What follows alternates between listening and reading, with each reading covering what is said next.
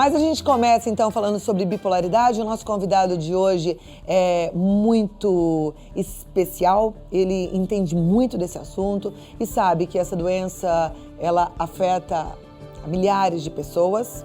E é por isso que eu vou chamar o Dr. Fernando Fernandes, que é médico psiquiatra e pesquisador do Programa de Transtornos do Humor e coordenador do Programa de Tratamento em Depressão no Instituto de Psiquiatria da USP. Ele também atua como palestrante, já esteve aqui conosco e eu realmente estou muito feliz que você voltou. Seja muito bem-vindo. Muito obrigada. Obrigado. Te convido para sentar. Eu tenho números aí que passou e eu não consegui ler, mas eu queria passar esses números porque são números alarmantes e também dão pra gente um panorama do que é a situação da bipolaridade, né? Então, na verdade, é uma doença séria que atinge 4 milhões de brasileiros e é a que mais mata por suicídio, cerca de 15% dos pacientes. Enfim, gente, esse assunto merece a nossa atenção e o diagnóstico não é tão simples quanto parece, né, doutor? Porque é um tal da gente ouvir a pessoa falar da outra, tá bipolar, mudou de opinião, é bipolar, e não é isso, né? Não, graças a Deus a gente muda de opinião ao longo da vida e graças a Deus também o nosso humor oscila ao longo da vida, ao longo do dia, de acordo com as adversidades, com as situações ruins ou felizes, o nosso humor oscila. Então, o humor saudável tem uma oscilação dentro de certos parâmetros e certos limites. Inclusive, quando o humor não oscila nunca, isso pode ser um mau sinal. Algumas formas de depressão leve, por exemplo, acontece que o humor não oscila nunca. O humor fica, que a gente chama, aplainado, achatado.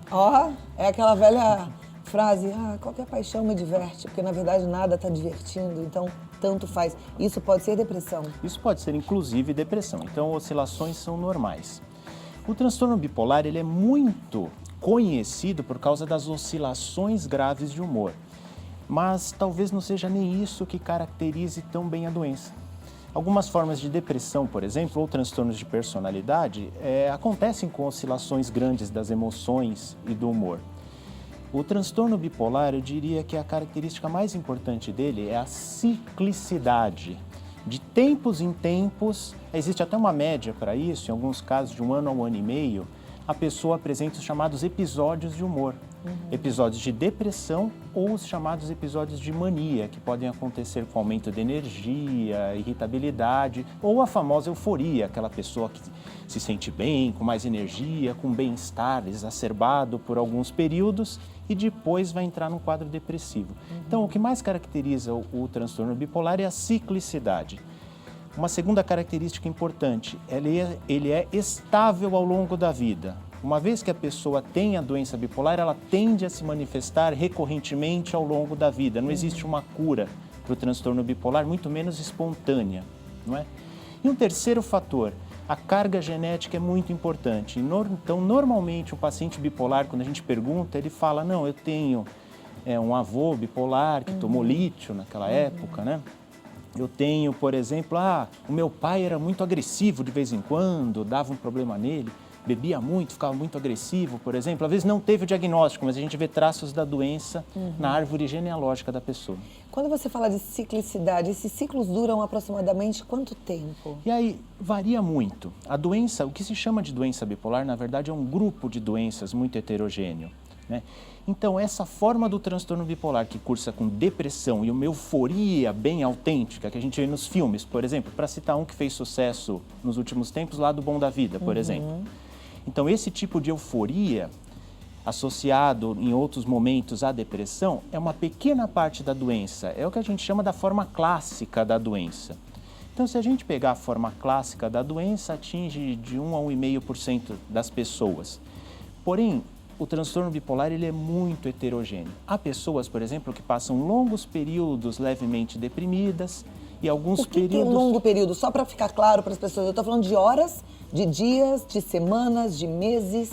Para a gente configurar um episódio depressivo, a gente precisa de 2 semanas. 2 semanas? 2 semanas no mínimo. Mas, invariavelmente, no transtorno bipolar, as pessoas passam muito tempo deprimidas. Muitas vezes meses ou até anos deprimida.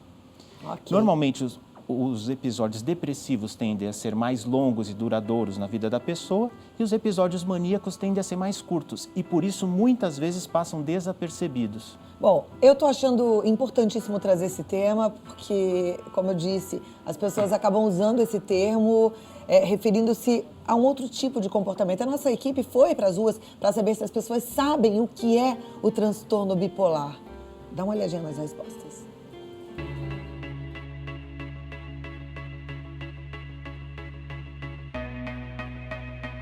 É quando a pessoa ela muda de humor com muita facilidade, alguma coisa assim. É um transtorno mental, né?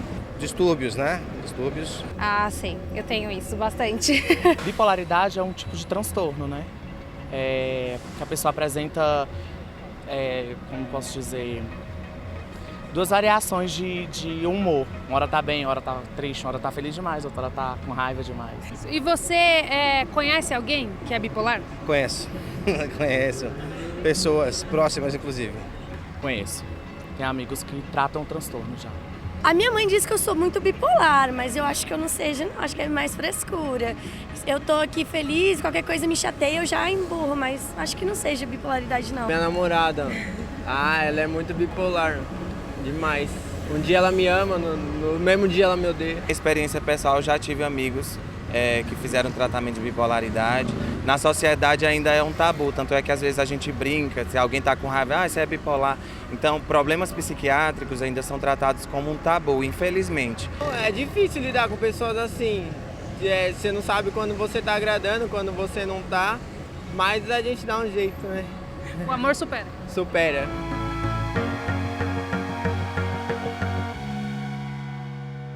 Muito bom, muito bom. Ele exemplificou bem o que eu comecei falando e fica claro. E o que a gente viu nas respostas é o que a gente vê na cabeça das pessoas. E, pelo visto, poucas pessoas sabem o que é, de fato, o transtorno bipolar. Essa ideia de que uma hora ela me ama, outra hora ela não me ama mais, isso não é transtorno bipolar. Aquela pessoa que muda de humor, de repente está super animada, e aí vai pro trabalho, pega um trânsito, já fica emburrada, isso não é transtorno bipolar, é? Não. Obviamente, uma pessoa com transtorno bipolar pode também ter esse comportamento, mas de maneira alguma é isso que caracteriza o transtorno. Então, o que caracteriza o transtorno? Eu falei alguns fundamentos agora há pouco. E o que caracteriza são os episódios de depressão alternados com episódios chamados maníacos. Os episódios depressivos, a gente já teve um programa aqui, até convido o pessoal a visitar lá a página no YouTube, né? Tem lá o programa que a gente falou sobre depressão. A pessoa fica triste ou simplesmente com desprazer com a vida, associado a outros sintomas, como dificuldade de memória, dificuldade de concentração, diminuição da velocidade do pensamento, alguns sintomas físicos, como alterações do sono, alterações do apetite, mais cansaço, fadiga. Então, esse é o episódio depressivo.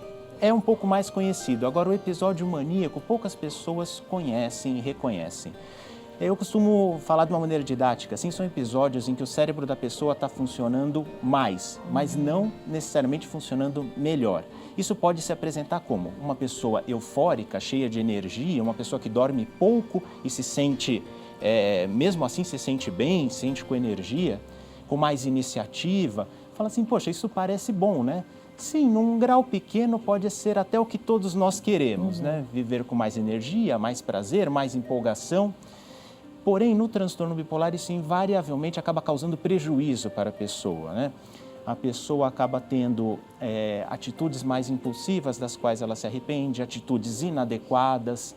Em graus maiores, por exemplo, pode cometer destemperos do ponto de vista financeiro, indiscrições do ponto de vista de relacionamento e sexual, e invariavelmente acaba tendo prejuízo, e prejuízos não só de relacionamento, prejuízos morais, prejuízos financeiros e para a saúde. E é comum que a pessoa tenha esse transtorno e não saiba? Absolutamente comum. Por quê?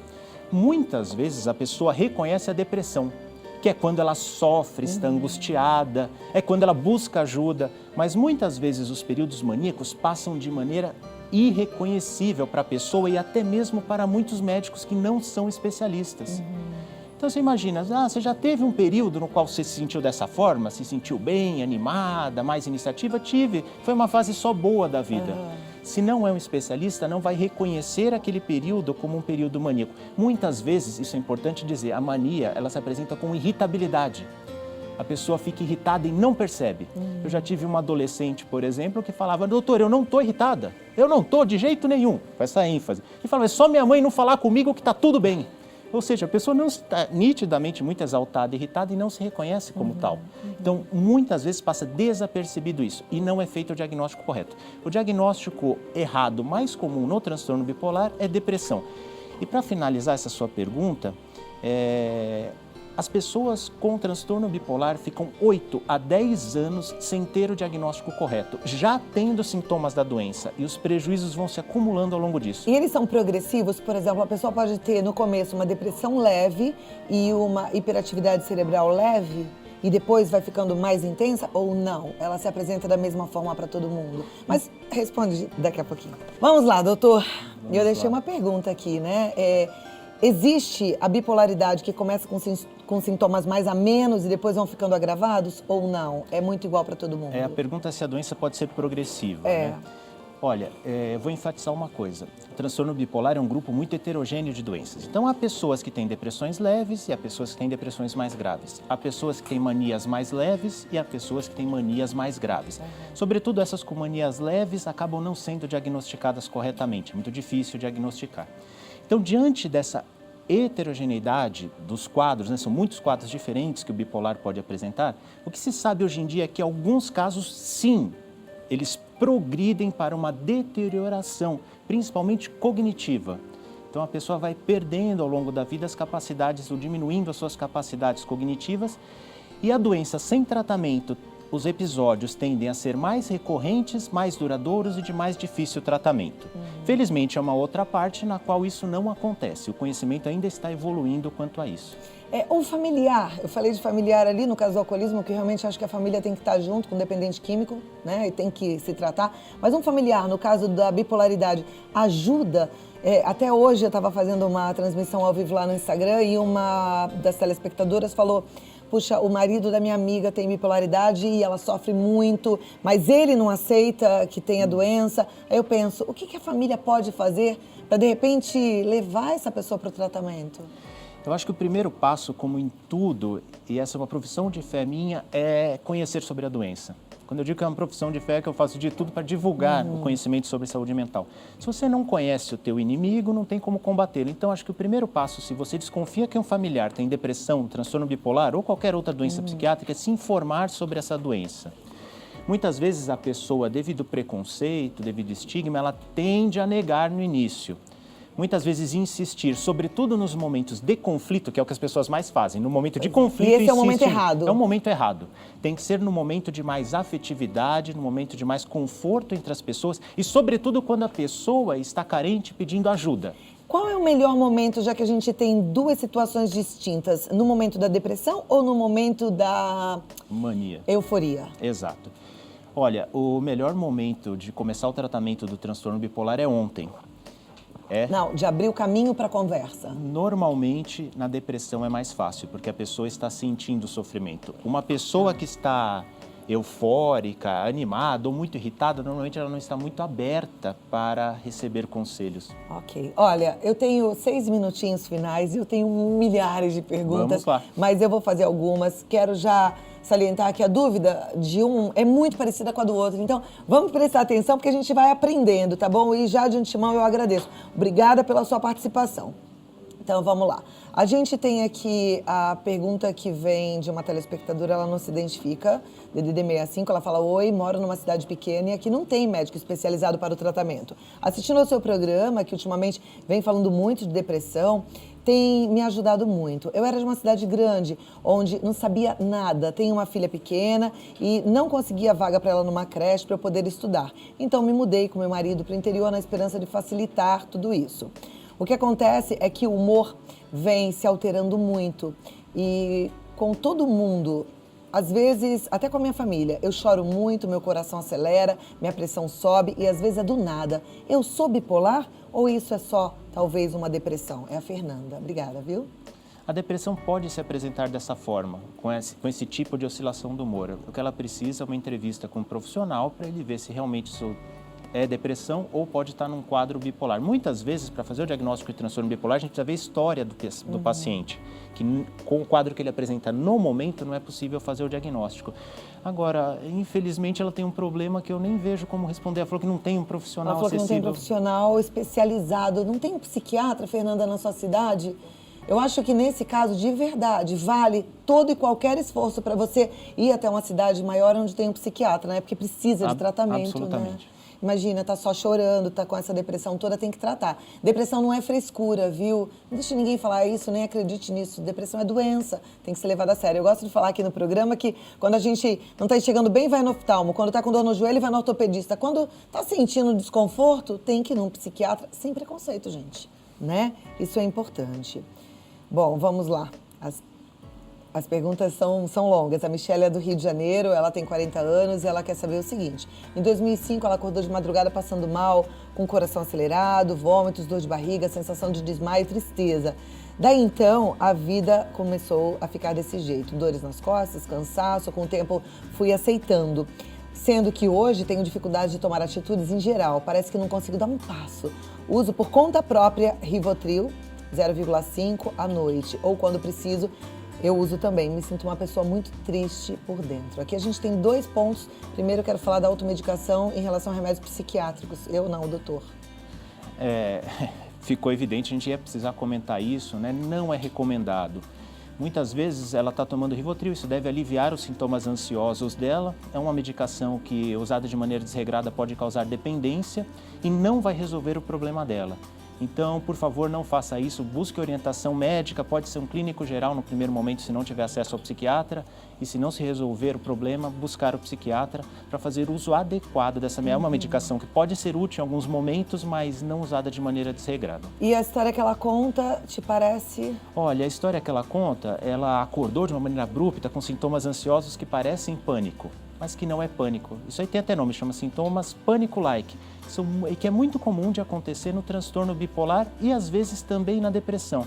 Então, são sintomas ansiosos, físicos ansiosos que parecem o pânico e também sintomas depressivos. Ela precisa de uma entrevista criteriosa para diferenciar se ela tem pânico, parece que não é, se ela tem pânico mesmo, depressão, e muitas vezes essa associação de sintomas de pânico junto com a depressão pode acontecer também no transtorno bipolar. Nós caímos no mesmo ponto, precisa de uma entrevista com um médico especializado. Tem que ir no psiquiatra, né? Vai, sem preconceito, gente. Eu quero aqui a minha turma entendendo que a gente não pode ter esse tipo de preconceito, a gente tem que levar a sério a nossa saúde, tá bom? Estamos unidos nessa. E não deixa ninguém falar pra você que isso é coisa da tua cabeça, que é frescura, que é...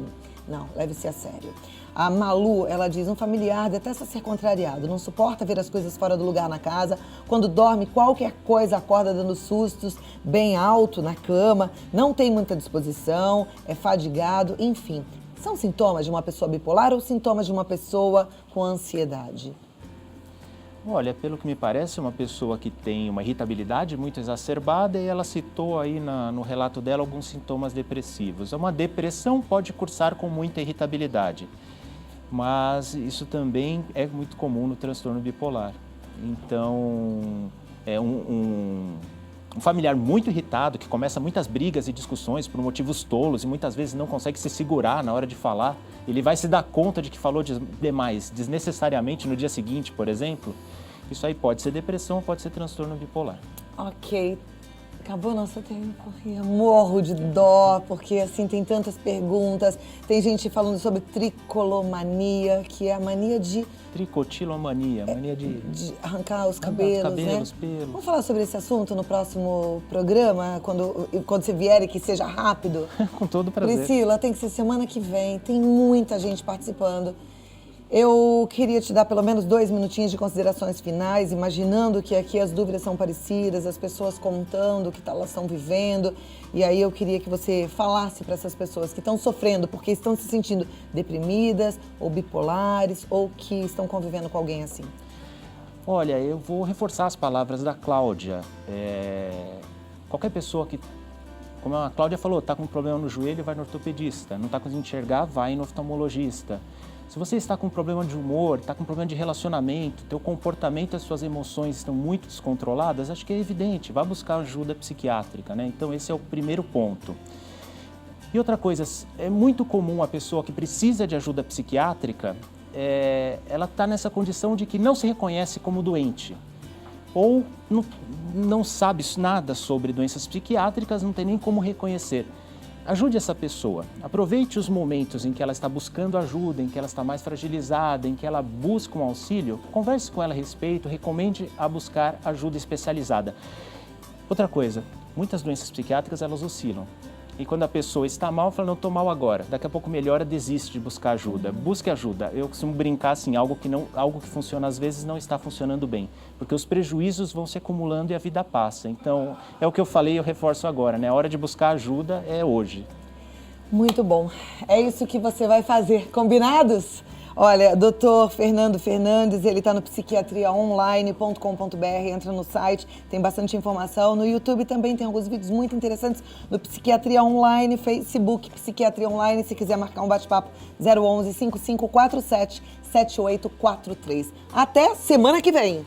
Obrigado Se Deus pelo quiser, convite. né, Pri? Obrigada.